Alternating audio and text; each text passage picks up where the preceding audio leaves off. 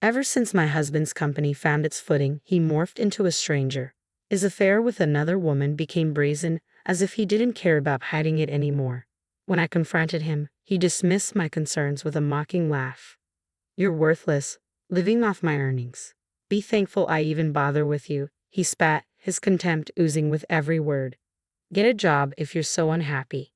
Defiant, I accepted his challenge. Landing a position at his family's company, I plotted my retaliation against Michael. I'm Karen, once content as a 34-year-old homemaker, while Michael, my 36-year-old husband, managed a printing business. Our romance sparked in the corridors of our workplace. He was in sales and I in illustrations. Our love story culminated in marriage when I was 26. Once we settled into our routine, he made the bold move of resigning from his job, proposing the idea of launching a new venture together.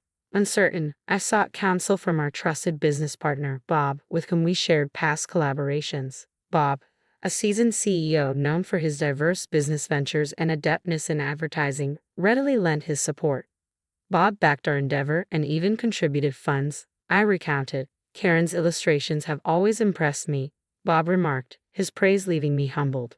With gratitude, we vowed to steer our company to triumph. Just the two of us, I affirmed to Bob as we embarked on our entrepreneurial journey. Initially, we grappled with the constraints of a cramped apartment. However, with the ascent of our company, we upgraded to a sleek high-rise condominium. It was then that my husband broached the idea of me focusing solely on homemaking. "I'll hire someone else for the illustrations. Eventually, I need your full support," he asserted, his words leaving me torn. Reluctantly, I confided in Bob, our steadfast investor. "I regret to inform you, but I must step away from illustration work," I disclosed to Bob. His empathy was palpable. "It pains me to think I won't have the pleasure of witnessing Karen's illustrations anymore. Yet if you ever decide to return to it, just say the word. I'll stand by you," Bob reassured me. "Thank you, truly," I expressed my gratitude. And thus, I embraced the role of homemaker to bolster my husband's aspirations. However, my passion for drawing persisted, finding solace in sharing my illustrations on Instagram. The unexpected warmth of response has become my clandestine delight. As my husband's business flourished, our lifestyle mirrored its success. His investments yielded opulent returns, evident in the acquisition of a new car and bespoke suits from prestigious labels. While I deemed these indulgences excessive, I recognized their significance in his role as the company's figurehead. Despite his demanding schedule, he remained steadfast in our tradition of sharing dinner at home. It was a solemn pact, a sanctuary carved out for just the two of us amidst the chaos. Over these meals, he divulged the company's forthcoming ventures, a privilege that filled me with contentment. Supporting his ambitions became my source of joy. I once believed our harmonious routine would endure indefinitely. Despite the company's continued prosperity, subtle shifts began to emerge in my husband's demeanor. Gone were the animated discussions about business during our dinners. "How's everything at the company?" I inquired, met with lukewarm responses. "Everything's fine," he'd mutter, his enthusiasm conspicuously absent. Persistently, I probed for more details, only to be met with terse rebuttals. "Don't pry, you wouldn't understand. You're always here. I shouldn't have to explain every little detail." His words pierced through me, a stark departure from the understanding and camaraderie we once shared. I attempted to rationalize his behavior as fatigue or stress, but that night, as he silently retreated to our room after dinner, I couldn't shake the feeling of unease settling in. This pattern persisted, with my husband increasingly opting for dinners away from home. Feeble justifications of social obligations or client meetings replaced our once sacred mealtime together. Despite my waiting patiently, delaying my own dinner, his absence grew routine, his excuses dwindling to nothingness. Confrontation only invited his wrath, a stark departure from the partner I once knew. I felt reduced to a mere servant in my own home, the weight of his indifference crushing me to tears. We once weathered the storms of entrepreneurship together, hand in hand. Now, I found myself relegated beneath even his employees, my sacrifices met with scorn rather than appreciation. My domestic duties weren't born out of a passion for homemaking. They were a testament to my unwavering commitment to his aspirations. Yet any semblance of gratitude had long since vanished from his eyes. In his absence, I find solace in my illustrations, a sanctuary where stress dissipates and creativity flourishes. With each stroke, my online following burgeons, their supportive comments a balm to my weary soul. Among them, a familiar name emerges, Bob's. Bob extends an offer to collaborate again. A glimmer of hope, I muse, buoyed by the prospect. Without this beacon, I might have succumbed to despair. As our shared dinners faded into memory, a palpable chasm widened between my husband and me. Suspicion crept in, fueled by the faint scent of perfume lingering on his abandoned suit jacket, a fragrance foreign to him. When confronted, he flippantly dismissed it as a triviality, a smirk playing on his lips. His nonchalance stoked the embers of my long-suppressed sorrow, igniting them into a fiery rage. Enough with the charade, I resolved. Left alone in the confines of our home, relegated to mundane chores, the gnawing fear of societal abandonment gnawed at my sanity with each passing day. My friends could only offer envy, while my parents dismissed my concerns as trivial luxuries. Left to grapple with my turmoil, alone, I bore the weight of my suspicions in solitude. Then, one fateful evening, my husband returned home inebriated. Amidst my desperate efforts to tend to him, a damning discovery awaited, a crimson imprint adorning his shirt collar. Its presence could not be dismissed as innocent, a glaring testament to another woman's trespass. In that moment, I unearthed undeniable evidence of my husband's betrayal. With resolve coursing through my veins, I confronted him the following day, brandishing the damning garment. "Where were you last night, and what is this?" I demanded, pointing to the incriminating mark. Though caught off guard by the lipstick stain, my husband remained eerily composed in the face of my accusation. "I was out with friends at a bar. Must have happened then, right? You'd need to take off your jacket for that. Didn't you notice?" he retorted, his words laced with defiance. Unconvinced by his feeble alibi, I responded, "I don't recall." With a sudden motion, my husband rose from his seat, his hand connecting with my cheek in a searing slap. Stunned, I stumbled backward, reeling from the unexpected blow, the sting of pain radiating across my skin. "When will you understand? Who do you think is providing for us?" he spat before retreating to his sanctuary. I watched his departure, tears tracing silent paths down my cheeks. In that moment, the truth struck with brutal clarity. My husband's love had waned, leaving behind a cavernous void. I was left shattered by the cold reality of our fractured relationship. From that day forth, my husband's temper became increasingly volatile. His displeasure manifested in violent outbursts, whether it be at a meal I had prepared or any perceived infraction. The once tender moments of our marriage were now eclipsed by a shadow of fear and uncertainty. "This tastes atrocious. Do you even pay attention to what I eat? If you want to keep being my wife, you better sharpen your culinary skills," my husband berated before storming out of the room. "I'll dine out. Eating this would sabotage my productivity," he declared. I trailed after him, desperation evident in my voice. "Please wait. I want to prepare meals you enjoy. But you're never home or communicate with me. How can I cater to your tastes like that?" My husband clicked his tongue in irritation at my plea. "Should we just divorce then? I'm fine with it. I can manage without you, but can you survive without me?" he sneered, his gaze piercing through me. "You're nothing but a leech, living off my earnings," he spat, his words a venomous assault. In that moment, a realization dawned upon me.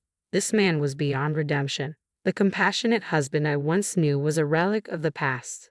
"Then I'll find a job," I declared. "What? What's gotten into you?" My husband's voice echoed with incredulity. "I'll strive for financial independence too," I affirmed. My husband erupted into laughter, doubling over. "Who would you consider hiring someone as powerless as you?" he taunted. Suppressing my rising fury, I maintained composure. Reacting with anger would only escalate the abuse. If I couldn't win through strength, I needed to strategize differently.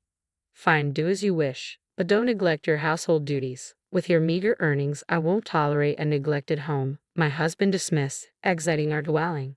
Swiftly taking action, I enlisted the services of a detective to uncover evidence of my husband's infidelity.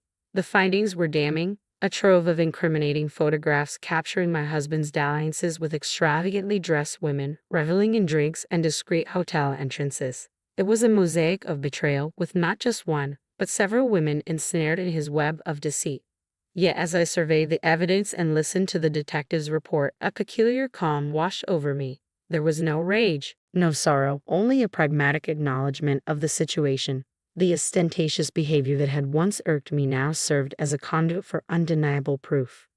1 week later, adorned in my finest attire, I ascended to a restaurant atop a luxurious hotel.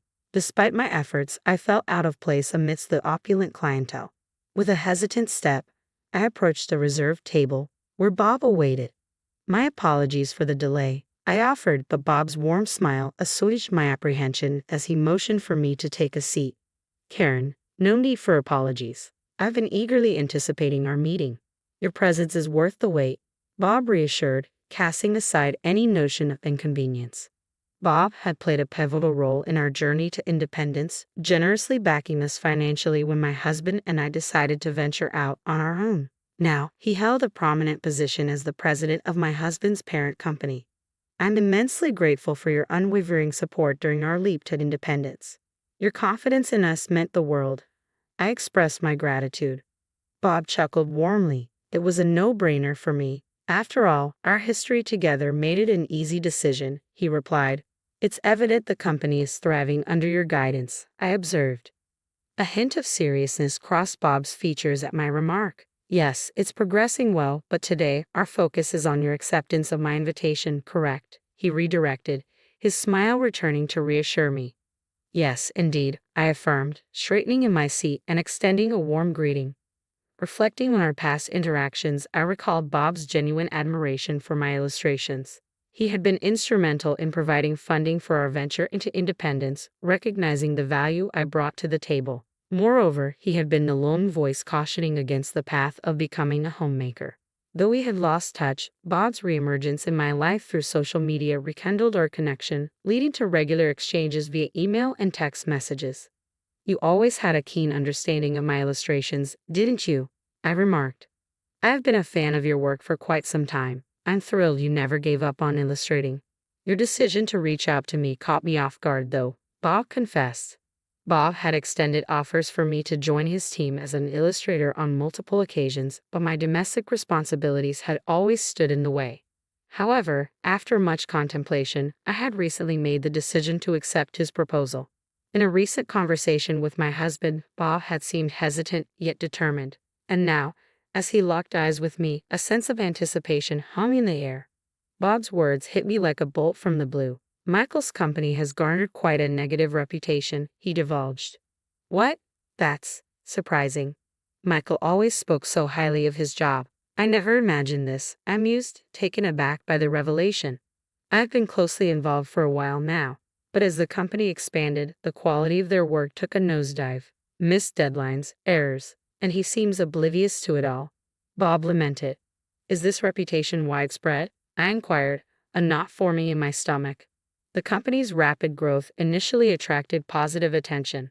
However, it's now under scrutiny for all the wrong reasons. There are even whispers of unsavory affiliations, Bob disclosed, his tone tinged with concern. I had no idea. I've been so out of touch with Michael's professional life, I realized, a pang of unease settling in. To lighten the mood, Bob chimed in cheerfully, You'll be creating illustrations for us from now on. No need to outsource anymore. It's a significant asset for our company. I appreciate your understanding and flexibility regarding my family commitments. I express my gratitude. No worries at all. We believe in maintaining a healthy work-life balance for our employees, Bob reassured with a smile. And so, I embarked on my journey working for Bob. With my sole focus on illustration tasks, there was no need for me to commute to the office. Bob graciously granted me the opportunity to work remotely, allowing me to seamlessly juggle my household responsibilities. The sheer joy of creating art, once confined to a hobby, now bloomed into a fulfilling profession.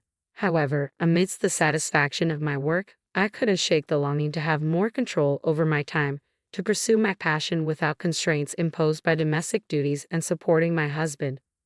With my newfound income, I believed I could sustain myself independently. However, as I diligently worked, one day, the abrupt sound of the door slamming jolted me from my concentration. Rushing to the hallway, I was met with my husband's furious gaze. You traitor, he seethed. Confusion clouded my mind as I struggled to comprehend his sudden outburst. To think my own wife would snatch away my job, he spat. In that moment, realization dawned upon me. My husband's ire stemmed from my collaboration with Bob. which had opened doors to additional contracts with companies affiliated with his own. This was my retaliation, my way of reclaiming power from the one who had belittled me. But irony must have been galling for him, to have his livelihood threatened by the very person he had scorned. You have no authority to dictate my actions. I'm simply carrying out my duties with your explicit consent, I asserted, holding my ground as my husband's anger simmered. If you feel compelled, go ahead and strike me. I won't hesitate to involve the authorities, I declared, unyielding in the face of his aggression. My company's downfall is on your hands. What exactly are you trying to achieve? He accused, his frustration palpable. This has nothing to do with me, I rebutted, resolute in my stance. Retrieving the divorce papers from the adjoining room, I handed them to my husband with a steady hand. We're no longer bound by matrimony. Let's not prolong this any further, I stated firmly, severing the ties that bound us together. You're divorcing me over my company's struggles. You're just after my money, aren't you? I retorted, stung by his accusation. I could have ended this marriage whenever I please, but I chose to wait. Now that I'm successful and earning, suddenly it's convenient for you to walk away. Wait a moment. Let's discuss the future of the company first before we rush into divorce. We founded it together, remember? You're the one who ousted me from that company, my husband interjected, a hint of desperation creeping into his voice. I've severed all ties with that company, and I intend to seek proper compensation, I asserted firmly, unyielding in my resolve. Michael's frustration was evident, his agitation palpable as he gnawed on his lip in vexation. How shameless can you be? You have no right to talk about compensation when you're the one initiating the divorce. Do you even realize how many times you've hurt me and your affairs? I had undeniable proof, I retorted, brandishing the incriminating photographs.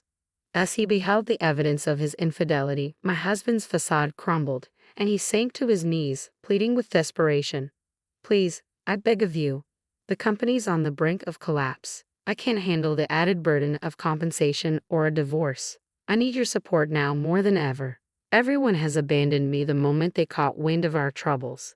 You're the only one left, he implored, his voice quivering with raw vulnerability. I dismissed his desperate plea as utterly futile. Gathering only my essentials and work materials, I departed from the house without a backward glance. My return home only occurred once the divorce proceedings were concluded, solely to retrieve my belongings. By then, my husband's company was hemorrhaging mistakes, and he found himself deserted by all. Reduced to pleading for funds to compensate me, he spent his days in a pitiful state. In stark contrast, I embraced solitude, forging a livelihood through my beloved craft of illustration. With each stroke of the pen, I accumulated wealth, all while upholding my integrity, a stark contrast to my ex-husband's downfall.